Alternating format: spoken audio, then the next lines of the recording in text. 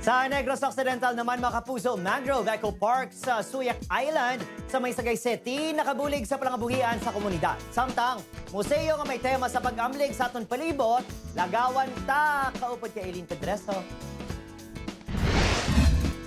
Sa shoreline sa Barangay Old Sagay sa Sagay City, Negros Occidental, nahamtang ang Museo sang Bata sa Negros.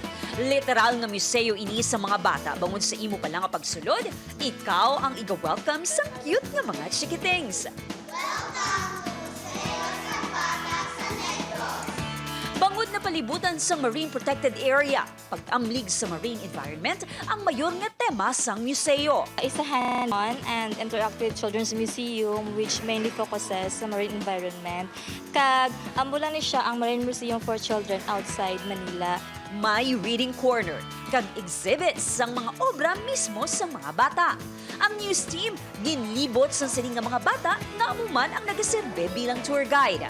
Highest marine by the University is South, and it is located at the south part of Manila. Ang mga bata nunsay halin sa Old Sagay Elementary School nga gina-train kada summer kung sa tion na nga wala sang klase kung paano maging tour guide. Magluwas sa pag-develop pa sa ila talento. Ginatudlo man sa ila ang importansya sa pag-amlig sa Marine Protected Area kag Marine Reserve sang syudad.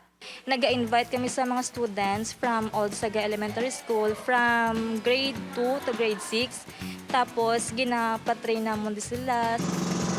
Siyempre, hindi makumpleto ang tour kung hindi makatuan ang isa sa tourist site sa lugar, ang Suyac Island Mangrove Eco Park. Sa tungas ng 32,000 hectares ng Sagay Marine Reserve, nahamtang ang Eco Park kung sariin imo ma-enjoy ang fresh air kag manami nga view.